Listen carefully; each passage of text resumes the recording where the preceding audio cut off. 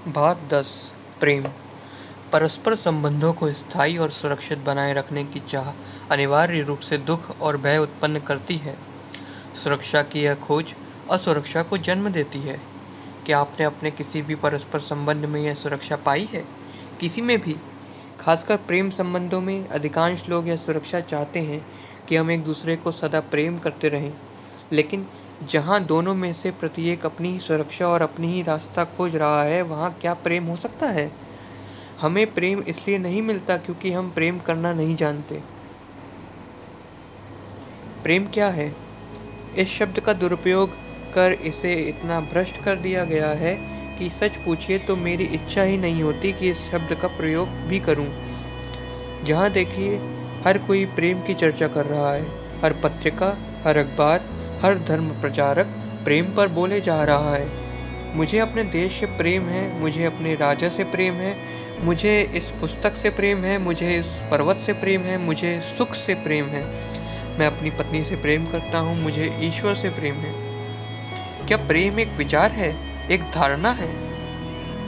अगर हाँ, तब तो इसका अर्थ हुआ कि प्रेम पैदा किया जा सकता है, इसे पाला पोसा और संवारा जा सकता है, कल्पना में संजोया जा सकता है, इच्छानुसार इधर से उधर घुमाया फिराया जा सकता है, मन के मुताबिक तोड़ा मरोड़ा जा सकता है। जब आप कहते हैं कि आप ईश्वर से प्रेम करते हैं, तो इसका क्या अर्थ है? इसका अर्थ है कि आप अपनी ही कल्पना के फैलाव और प्रक्षेपण को प्रेम करते हैं। अपने ही विचारों, भावों और कपोल कल्पनाओं को अपने मन के अनुसार या एक प्रतिष्ठित परंपरा और मान्यता के अनुसार धार्मिकता का लिबास पहनाकर उसे प्रेम करते हैं। इसलिए यह कहना कि मैं ईश्वर से प्रेम करता हूँ बकवास के सिवा और कुछ नहीं है। जब आप ईश्वर की पूजा करते हैं तो वस्तुतः आप अपनी ही पूजा कर रहे हैं और यह प्रेम नहीं है। यह मानवीय वस्तु जिसे प्रेम कहा जाता है, वह चूंकि हमारी पकड़ में नहीं आता, इसलिए हम सिद्धांतों में भटक जाते हैं, कल्पनाओं और भावनाओं में बहक जाते हैं। प्रेम मनुष्य की सभी समस्याओं, कठिनाइयों और पीड़ाओं का परम समाधान बन सकता है। इसलिए हम कैसे पता लगाएं कि प्रेम क्या है? केवल प्रेम की परिभाषा देकर? धर्म और संप्रदाय एक ढंग से परिभाषा देते हैं, समाज दूसरी तरह से, और इस प्रकार प्रेम अनेक भिन्नताओं और विकृतियों का शिकार हो जाता है। क्या प्रेम से हमारा तात्पर्य है किसी की पूजा करना, किसी का संग साथ और दोस्ती, किसी के साथ एक बिस्तर पर सोना, भावनात्मक आदान प्रदान? प्रेम का सामान्यतः यही तौर तरीका और ढर्रा ढंग रहा है, या इतना अधिक व्यक्तिगत और इंद्रिय सुखों तक सीमित हो गया है कि धर्मों को घोषणा करनी पड़ी कि प्रेम इन सब से बढ़कर और भी बहुत कुछ है। जिसे मानवीय प्रेम कहा जाता है, उसमें उन्होंने देखा कि वहाँ केवल सुख, प्रतिस्पर्धा, ईर्ष्या है, दूसरों को बांधने की, उस पर अधिकार और मालकियत जताने की एवं उसके विचारों और भावनाओं में दखल देने की प्रवृत्ति की है। और प्रेम के इस विकृत और जटिल रूप को देखते हुए उन्होंने कहा कि इस सब से अलग प्रेम का एक भिन्न रूप भी हो सकता है, जो भ्रष्ट ना हो, बल्कि जो अछूता, दिव्य और सुंदर हो। पूरे संसार में तथाकथित साधक और संत पुरुषों ने जोर देकर कहा है कि औरत को देखना सर्वथा गलत काम है। उनका कहना है कि अगर आप काम वासना का सुख लूटते हैं तो आप परमात्मा के निकट भी नहीं आ सकते। इसलिए वह स्वयं इस पर नियंत्रण और विजय प्राप्त करने में लगे रहते हैं। किंतु तथ्य यही है कि काम वासना निरंतर उन्हें खाए जा रही है। संसार की सुंदरता उनके भीतर वासना जगाती है तो वे अपनी आंखें तक फोड़ लेते हैं। उनमें से कुछ लोग तथाकथित साधना में आगे बढ़ने के लिए अपनी जीभ तक काट लेते हैं। इस तरह वे जगत की सुंदरता और जीवन की सहजता की हत्या कर देते हैं। ऐसे लोग हृदय और मन में से बिल्कुल कंगाल हो चुके हैं, मर चुके हैं। ये शुष्क इंसान हैं। इन्होंने सौंदर्य को अपने जीवन से निष्कासित कर दिया है, क्योंकि सौंदर्य कहीं न कहीं औरत से भी जुड़ा है। क्या प्रेम को सांसारिक अथवा पवित्र, मानवीय अथवा दिव्य की कोटियों में बांटा जा सकता है? या प्रेम केवल प्रेम है? क्या प्रेम किसी एक के प्रति ही होता है, बहुतों के प्रति नहीं। अगर मैं कहूँ मैं आपसे प्रेम करता हूँ तो क्या यह प्रेम केवल आपके लिए है, दूसरों के लिए नहीं? क्या प्रेम वैयक्तिक या अवैयक्तिक, नैतिक है या अनैतिक, पारिवारिक है या सामाजिक? अगर आपका प्रेम पूरी मानव जाति से है तो क्या आपको व्यक्ति विशेष से प्रेम हो सकता है? क्या प्रेम भावुकता है? क्या इसका संबंध भावनाओं से है? क्या प्रेम सुख और वासना है? ये सभी प्रश्न और शंकाएं इस बात का संकेत देती हैं कि प्रेम के बारे में हमारे कुछ निश्चित विचार और धारणाएं हैं। यह ऐसा होना चाहिए, वैसा नहीं होना चाहिए, अर्थात हमारी संस्कृति द्वारा विकसित एक संहिता या नमूने के अनुसार होना चाहिए। तो यह खोजबीन करने के लिए कि प्रेम क्या है, सबसे पहले हमें इस पर जमी हुई धूल गर्द की उस परत को साफ करना होगा जो सदियों से में आदर्शों और विचारधाराओं ने जमा की है कि प्रेम ऐसा होना चाहिए, प्रेम ऐसा नहीं होना चाहिए, यह ऐसा है लेकिन इसे ऐसा होना चाहिए। जब इस ढंग से हम चीज़ों को देखते हैं तो यह महज जीवन के तथ्यों से आंख चुराने की चालबाजी बनकर रह जाती है।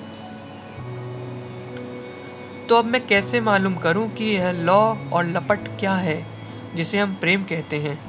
यह नहीं कि दूसरों पर इसे मैं कैसे व्यक्त करूं, बल्कि अपने आप में प्रेम का अर्थ क्या है।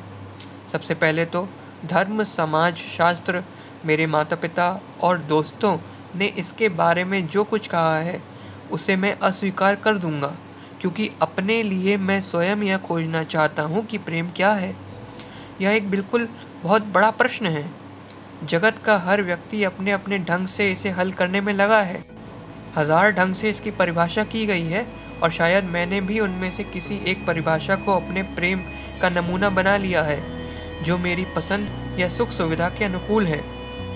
इसलिए प्रेम वस्तुतः क्या है, यह समझने के लिए क्या मुझे सबसे पहले स्वयं को अपने ही झुकावों और पूर्वाग्रहों से मुक्त नहीं कर लेना चाहिए? मैं भ्रमित हूँ, मैं अपनी इच्छाओं और वासनाओं का मारा हूँ, इसलिए मैं स्वयं से कह रहा हूँ पहले तुम अपना भ्रम और उलझन दूर कर लो। प्रेम क्या है यह शायद तुम तभी अनुभव कर सकोगे जब तुम्हें पता चल जाएगा कि प्रेम क्या नहीं है। सरकार कहती है अगर तुम्हें अपने देश से प्रेम है तो जाओ, मरो और मारो। क्या यह प्रेम है? धर्म कहता है अगर तुम्हें परमात्मा से प्रेम है तो छोड़ो काम वासना को। क्या यह प्रेम है?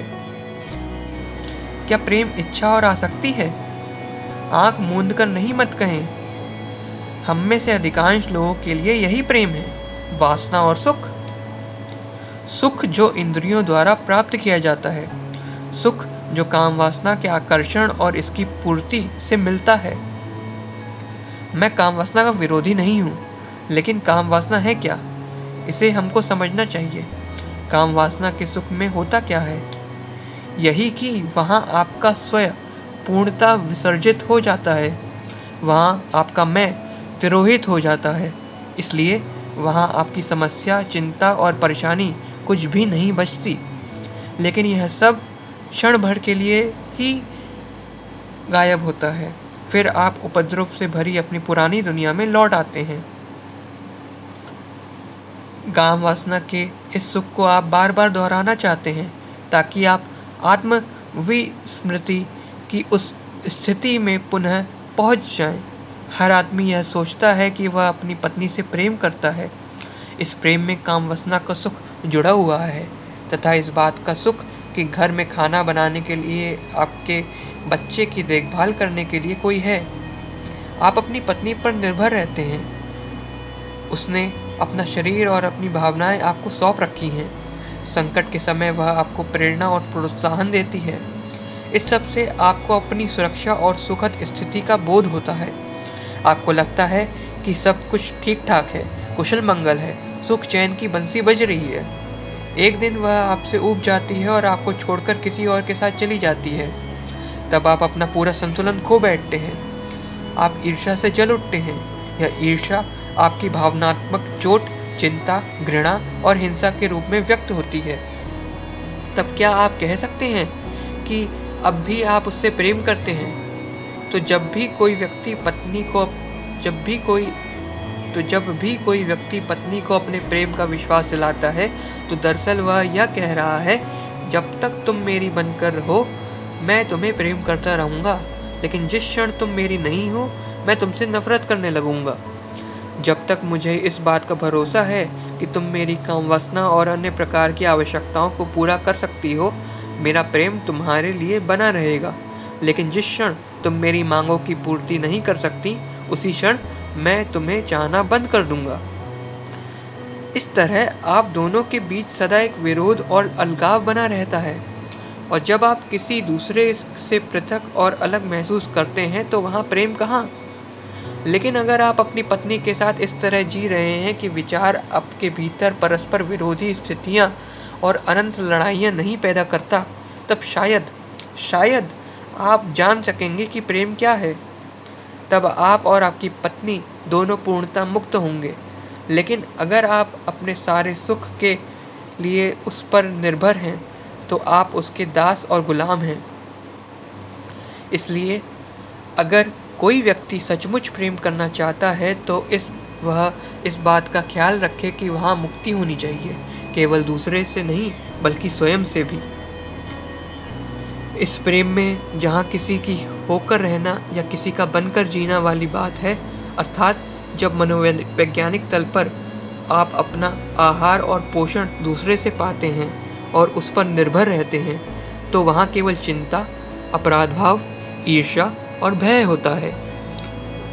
और जब तक भय है तब तक प्रेम का अस्तित्व नहीं हो सकता। दुख से बोझिल मन कभी नहीं जान पाएगा कि प्रेम क्या है। भावुकता का प्रेम से कुछ लेना देना नहीं है। इसी तरह प्रेम का इच्छा और सुख से भी कोई संबंध नहीं है। प्रेम विचार की उपज नहीं है, विचार अतीत है। विचार से संभवतः प्रेम का उदय नहीं हो सकता। आप ईर्ष्या के चारों ओर या भीतर प्रेम का पौधा नहीं लगा सकते। ईर्ष्या भी तो अतीत से जुड़ी है। प्रेम तो केवल सक्रिय वर्तमान में होता है। मैं प्रेम करूंगा या मैंने प्रेम किया है, यह प्रेम नहीं है। अगर आप प्रेम जानते हैं तो आप किसी के पीछे नहीं भागेंगे। प्रेम किसी की भी आज्ञा नहीं मानता। प्रेम करने वाला न किसी का आदर करता है न अनादर। क्या आपने कभी किसी से सचमुच प्रेम किया है, या आपको पता ही नहीं कि प्रेम का क्या अर्थ है? ऐसा प्रेम जिसमें नफरत, ईर्ष्या और क्रोध ना हो, दूसरे के सोचने, विचारने और कार्य करने के ढंग में हस्तक्षेप करने की इच्छा ना हो, और जिसमें तुलना और निंदा का भाव ना हो। ऐसे प्रेम की प्रतीति क्या आपको है? जहाँ प्रेम है वहाँ क्या तुलना हो सकती है? जब आप किसी व्यक्ति को अपने समूचे हृदय, मन और शरीर से अर्थात अपने पूरे अस्तित्व और प्राणों से प्रेम करते हैं तो वहाँ क्या तुलना के लिए जगह बचती है? जब उस प्रेम में आप स्वयं को समग्र रूप से समर्पित और विसर्जित कर देते हैं तब वहाँ दूसरा बचता ही नहीं। क्या प्रेम में उत्तरदायित्व और कर्तव्य होता है, या ये शब्द प्रेम के कोश में पाए ही नहीं जाते? जब आप कर्तव्यवश कुछ करते हैं तो क्या उसमें ज़रा भी प्रेम होता है? कर्तव्य में कोई प्रेम नहीं होता। कर्तव्य के जिस जंजाल में आदमी फंसा है वह उसे बर्बाद किए जा रहा है। जब तक आप बाध्य होकर कुछ कर रहे हैं क्योंकि यह आपका कर्तव्य है, तब तक आप उस काम को प्रेम से नहीं करते। जहाँ प्रेम होता है वहाँ कर्तव्य और उत्तरदायित्व जैसी चीज़ें नहीं होती। दुर्भाग्यवश अधिकतर माता पिता यही सोचते हैं कि वह अपने बच्चों के लिए जिम्मेदार और उत्तरदायी हैं। उत्तरदायित्व से उनका अर्थ बच्चों को यह बताना है कि उन्हें क्या करना चाहिए और क्या नहीं करना चाहिए, उन्हें क्या बनना चाहिए और क्या नहीं बनना चाहिए। माता पिता चाहते हैं कि उनके बच्चे जब बड़े हों तो समाज में उनका स्थान सुरक्षित हो, जिसे वह अपना उत्तरदायित्व कहते हैं।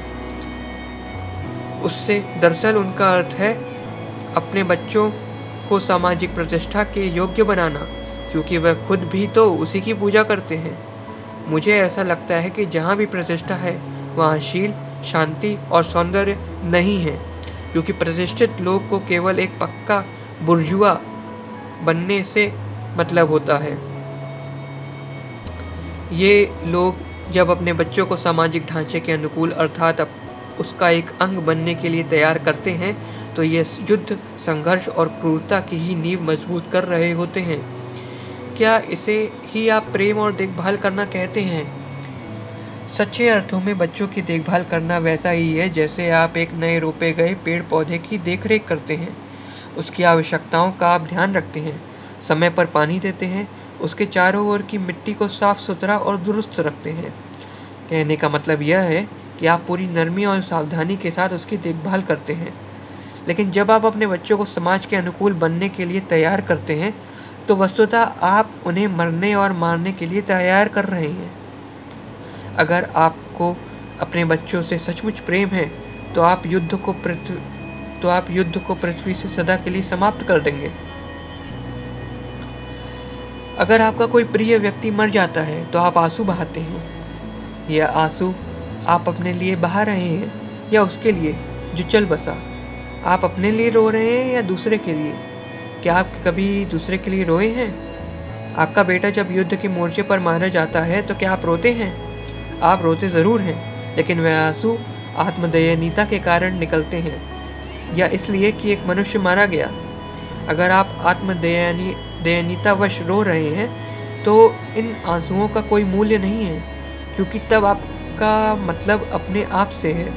अगर आप इसलिए रो रहे हैं क्योंकि उस व्यक्ति से आप हमेशा के लिए बिछुड़ गए, जिससे आपने इतनी सारी आशाएं और उम्मीदें के साथ नेह लगाया था, तो यह वस्तुतः स्नेह था ही नहीं। अतः जब आप अपने भाई के मरने पर रोते हैं, तो क्या यह संभव है कि आप सचमुच उसी के लिए रोए? अपने लिए रोना तो बहुत आसान है, क्योंकि कोई हमेशा के लिए आपको अकेला छोड़कर चला गया। प्रत्यक्षतः आप इसलिए रो रहे हैं क्योंकि आपका हृदय व्यथित और भारी है, लेकिन ये व्यथा और भारीपन उस व्यक्ति के लिए नहीं है, बल्कि इसलिए कि आपको स्वयं पर तरस आ रहा है। इस तरह की आत्मदयनीता आपको कठोर, मंद और संवेदन शून्य बना देती है तथा आपको चारों ओर से बंद कर देती है। जब आप अपने लिए रोते हैं, तो क्या यह प्रेम है? रोते इसलिए हैं कि अब आप अकेले रह गए, छूट गया किसी का संग साथ, आपकी सारी शक्ति जाती रही। अब आप अपने भाग्य को कोस रहे हैं, जीवन को धिक्कार रहे हैं, आठ आठ आंसू बहा रहे हैं। क्या यही प्रेम है? तो अगर आप इसे सही सही समझ लें, जिसका अर्थ है बिल्कुल इसके सीधे और प्रत्यक्ष संपर्क में आना, मानो आप अपने सामने किसी पेड़ या किसी तकिया या किसी हाथ को छू रहे हैं, तो आप देखेंगे कि दुख तो हम स्वयं निर्मित कर रहे हैं। दुख विचार की पैदाइश है, दुख समय का नतीजा है। मान लीजिए 3 वर्ष पूर्व मेरा एक भाई हुआ करता था, जो मेरा एकमात्र संगी साथी और सहारा था। कुछ दिन हुए वह मर गया। अब मैं अकेला रह गया, अकेलेपन के दंश और पीड़ा को झेलते हुए। इस दुनिया में मेरा कोई नहीं जो मुझे ढांढस बंधाए, मेरा जी बहलाए, मुझे अपना स्नेहितिक सामीप्य दे। और यह सब सोचते ही मेरी आंखें आंसुओं से भर जाती हैं। अगर आप निरीक्षण करें, तो यह सब आप अपने भीतर घटित होते देख सकते हैं।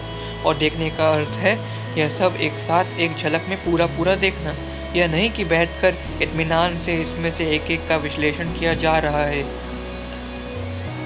अब आप एक क्षण में इस क्षुद्र और बनावटी चीज यानी मैं के पूरे ढांचे और स्वरूप को देख सकते हैं।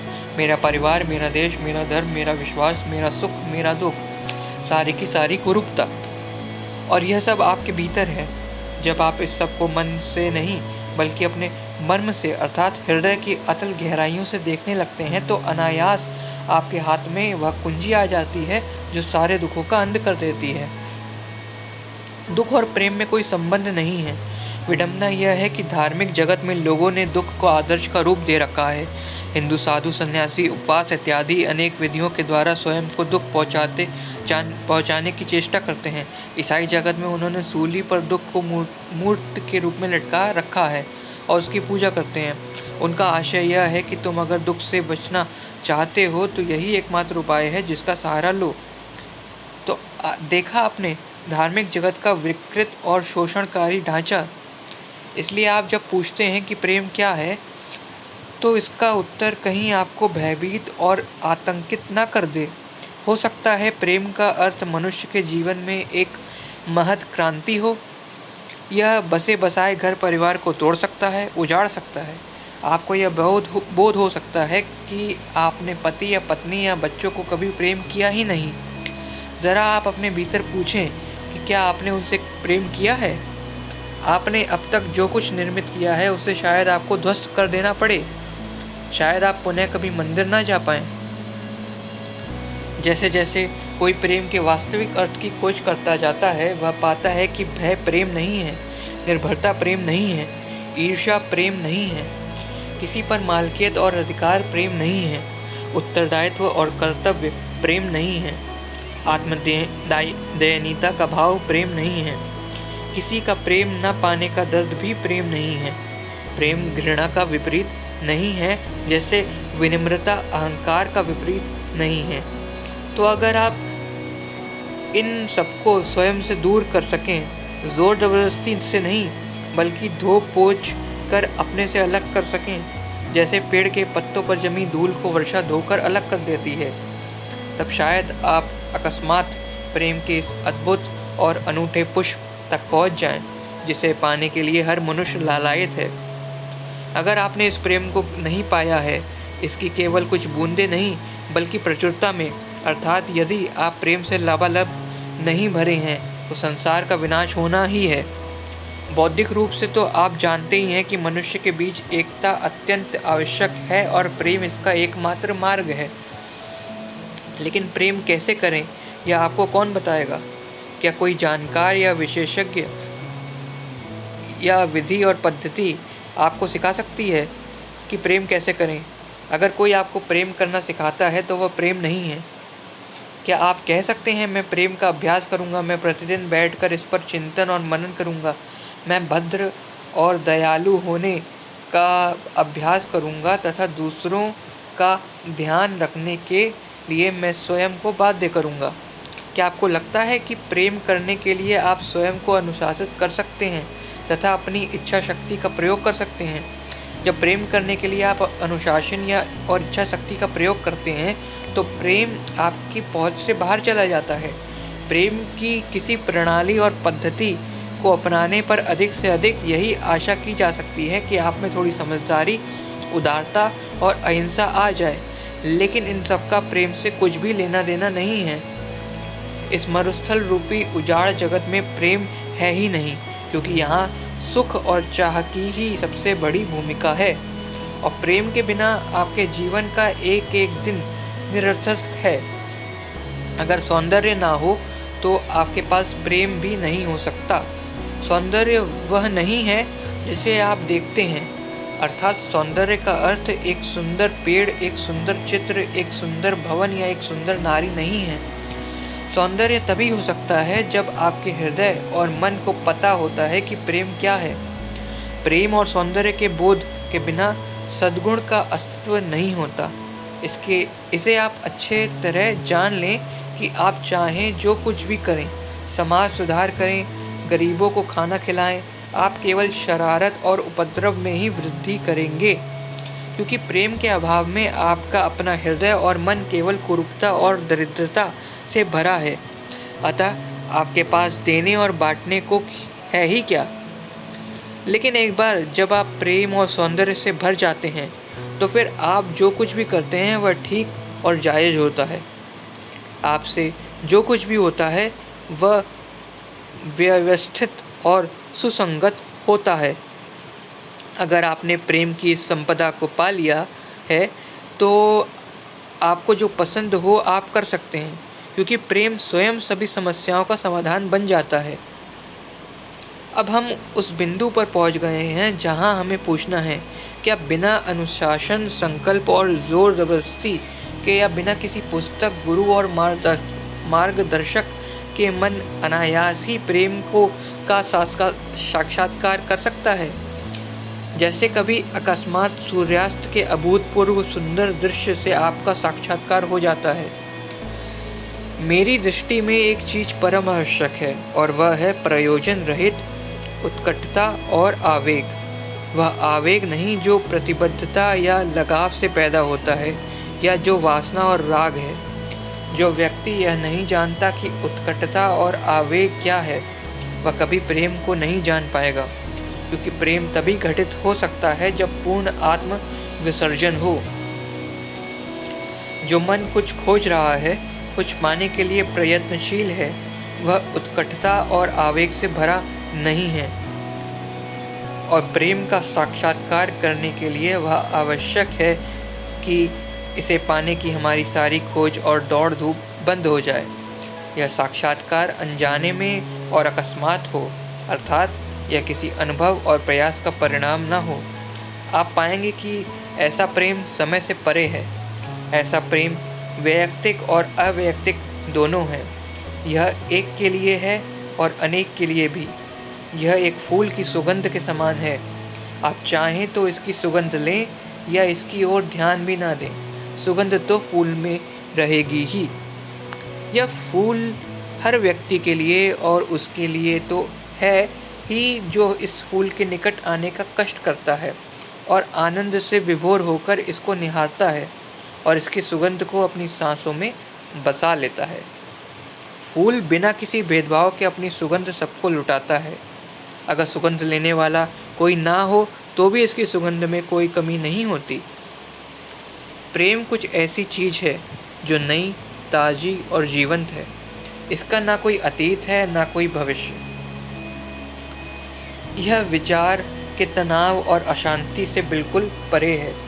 केवल निष्कलुष मन ही जान सकता है कि प्रेम क्या है, और ऐसा निष्कलुष मन इस बेतुके संसार में भी जी सकता है जो बिल्कुल निष्कलुष नहीं है। इस असाधारण वस्तु अर्थात प्रेम को मनुष्य ने अत्यंत उपायों द्वारा खोजा है। पूजा अर्चना और भक्ति के द्वारा, त्याग और बलिदान के द्वारा, आपसी संबंध और मित्रता के द्वारा, काम वासना और यौन संबंधों के द्वारा, हर तरह के सुख और दुख से भी उसने प्रेम को तलाशने की कोशिश की है।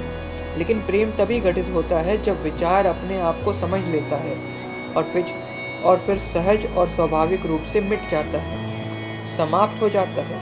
तब प्रेम का कोई विपरीत नहीं होता, तब प्रेम में कोई संघर्ष और द्वंद्व नहीं होता।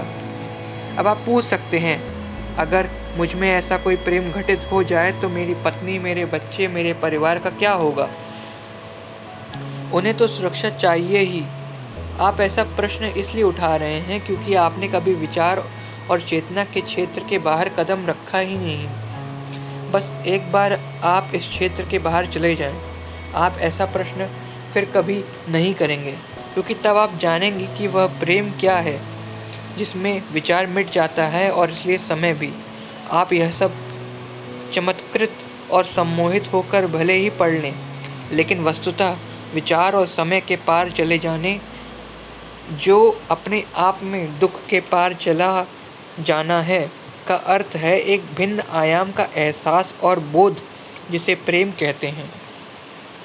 लेकिन आप नहीं जानते कि इस अद्भुत और अनूठे झरने के पास कैसे आएं, तो आप क्या करेंगे? जब आपको पता नहीं होता कि क्या करना है तो आप कुछ नहीं करते, एकदम कुछ नहीं। क्या ऐसा नहीं है? तब आप अपने भीतर पूर्णतः शांत होते हैं। इसका अर्थ आप समझे? इसका अर्थ है कि आपकी सारी भागदौड़ खत्म। आप कुछ खोज नहीं रहे हैं, कुछ चाह नहीं रहे हैं। आपके भीतर का केंद्र मिट गया है, और यही शुभ घड़ी है प्रेम के प्रकट होने की। धन्यवाद।